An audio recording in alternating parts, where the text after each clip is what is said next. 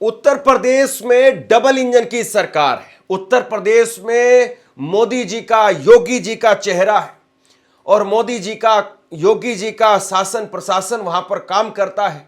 लेकिन ये कानून का राज, ये डबल इंजन का राज, ये कहां कहां दिखाई देता है और कहां कहां बिल्कुल नहीं दिखाई देता है। ये डबल इंजन का राज, ये कानून का राज नेहा सिंह राठौड़, उनको देखिए आप, वो खुद थाने में पहुंचती है नेहा सिंह राठौड़। उनके ऊपर सैकड़ों, उन्होंने कविता कह दी थी पहलगाम का जब हमला हुआ था उस वक्त में, एक कविता कही थी उन्होंने और उसको लेकर के सैकड़ों शिकायतें दर्ज हो गई। और उसके बाद में वो खुद थाने में पहुंचती हैं अपना बयान दर्ज करवाने के लिए। और वहीं इसी के साथ में आप देखिए कि पूर्व आईपीएस अधिकारी अमिताभ ठाकुर वो जेल के अंदर भूख हड़ताल पर बैठने की बात कहते हैं। क्यों?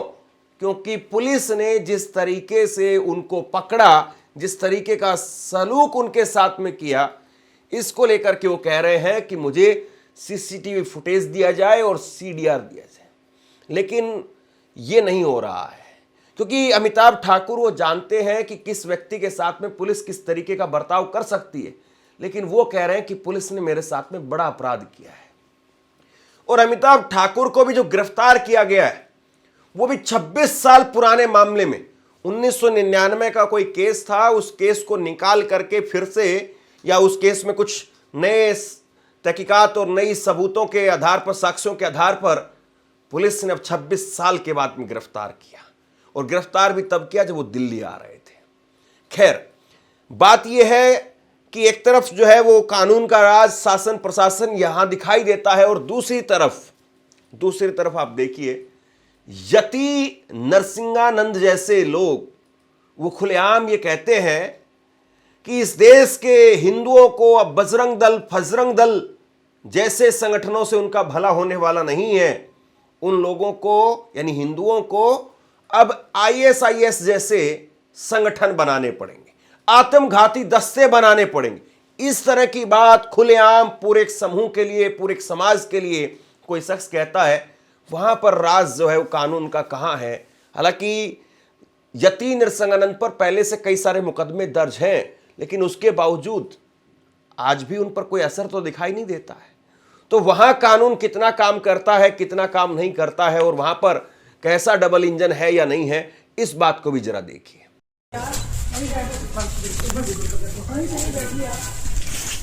बनाओ सनोज।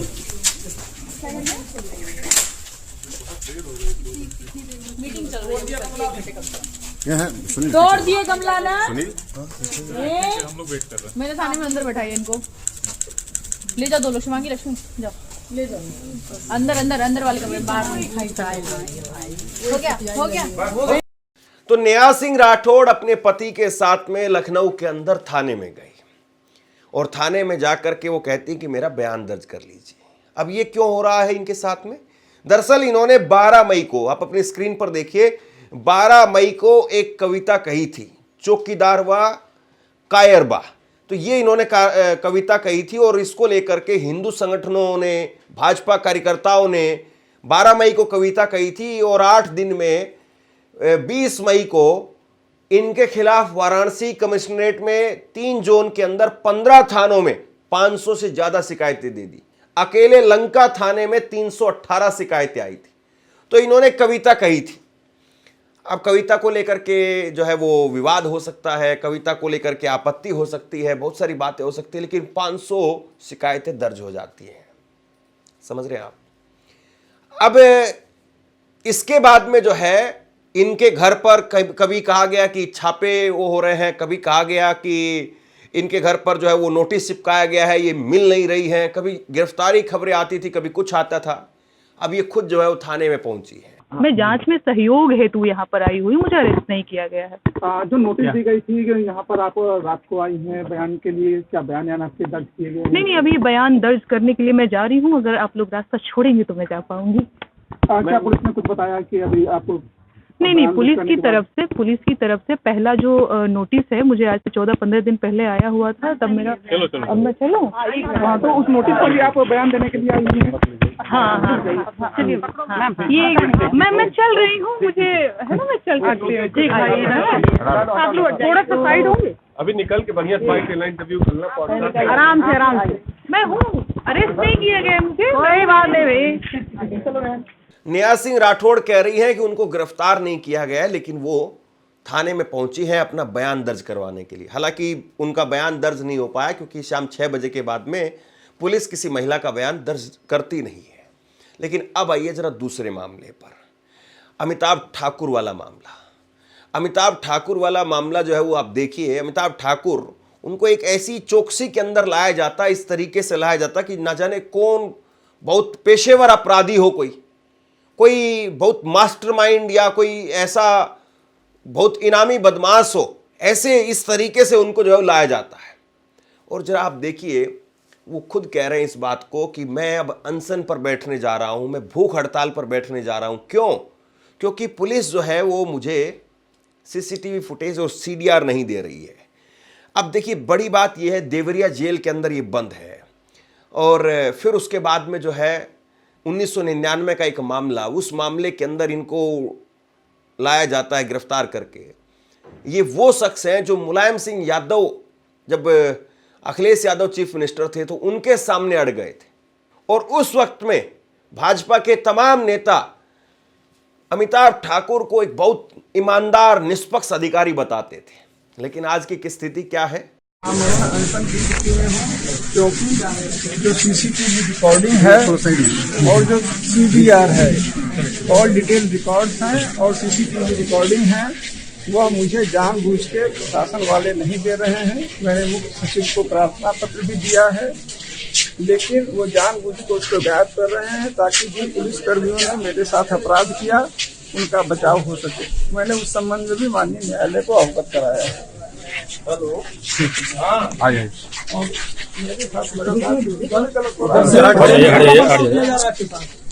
मैंने सीसीटीवी रिकॉर्डिंग के लिए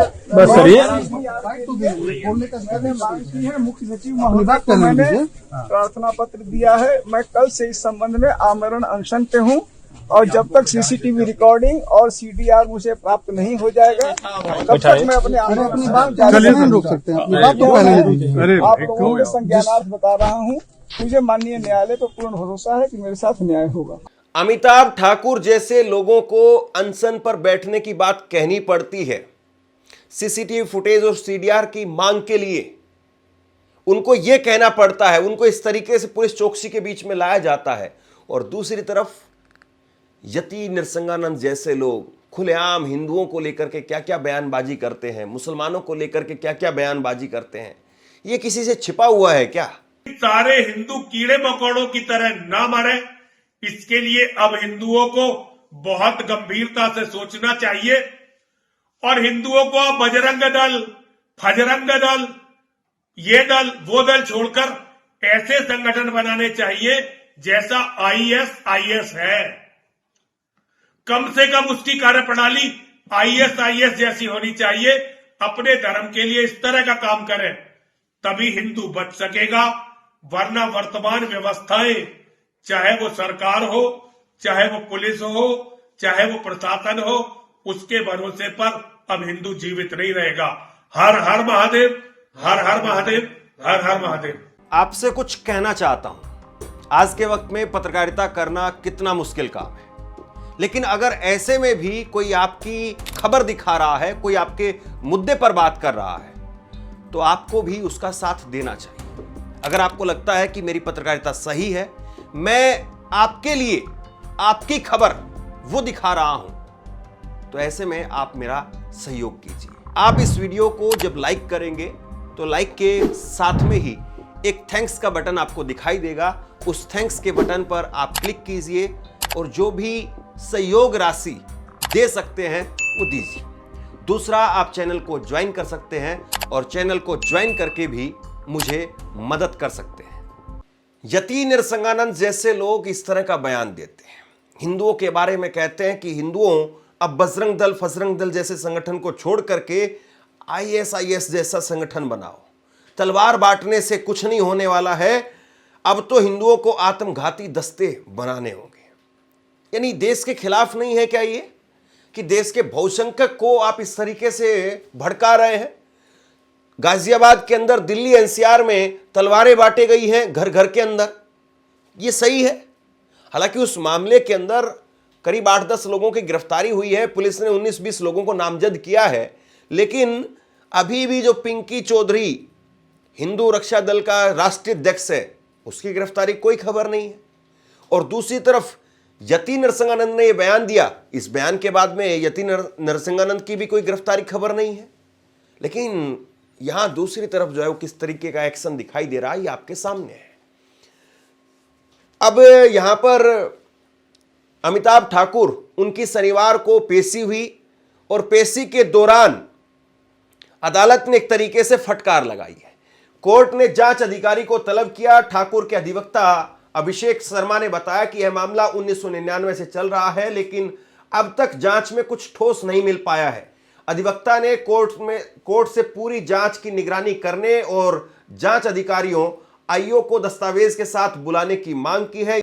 इसके बाद न्यायालय ने संज्ञान लेते हुए जांच अधिकारी को शनिवार 3 जनवरी को पेश होने का निर्देश दिया है। तो अब यहां पर बड़ी बात यह है कि अमिताभ ठाकुर वो कह रहे हैं कि जैसे ही उन्होंने धनंजय सिंह का नाम लिया, उनकी गिरफ्तारी हो गई। वो सुप्रीम कोर्ट में जा रहे थे, PIL दाखिल करने के लिए कप सिरफ के मामले में, लेकिन जैसे ही वो बड़े नेताओं का नाम लेते हैं, उनकी गिरफ्तारी हो जाती है। कोविड मामले के लिए मेरी गिरफ्तारी हुई, मेरे खिलाफ कार्रवाई हुई। उसमें जब मैंने एक पूर्व सांसद हैं धनंजय सिंह, उनके संबंध में जब मैंने तथ्य दिए, मैंने वाराणसी के भारतीय जनता पार्टी के कुछ बड़े लोगों के नाम लिए, तभी वाराणसी में मेरे खिलाफ FIR दर्ज हुआ। उसके ठीक अगले दिन मेरी गिरफ्तारी हुई, वह भी रात में बिल्कुल 2 बजे सूने सन्नाटे में उठा के। मुझे ऐसा लगा कि रात में मेरा एनकाउंटर कर देंगे। मैं वास्तव में उस दिन मुझे इतनी घबराहट रात भर हुई, और यह सिर्फ कफ सिरप मामले में मेरे पास आज भी तमाम सबूत हैं। मैं इस मामले में PIL करने जा रहा था सुप्रीम कोर्ट, और सुप्रीम कोर्ट जाने के लिए मेरे रास्ते में जो सामान थे वह छीन लिए गए। सिर्फ और सिर्फ मैं इस मामले को आगे न बढ़ा पाऊं, कफ सिरप मामले को।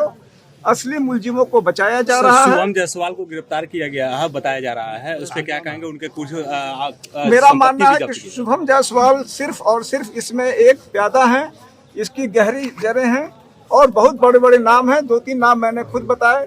धनंजय सिंह जी को लेकर लगातार गंभीर आरोप लगे। अब तक धनंजय सिंह के बारे में कोई पूछताछ तक नहीं हुई है, किसी ने उनकी तरफ देखा नहीं है।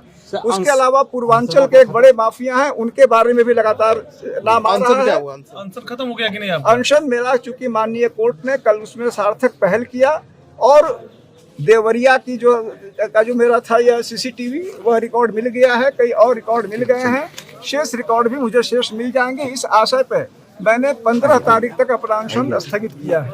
अगली सुनवाई कब तक है सर आपकी? अगली 6 तारीख को।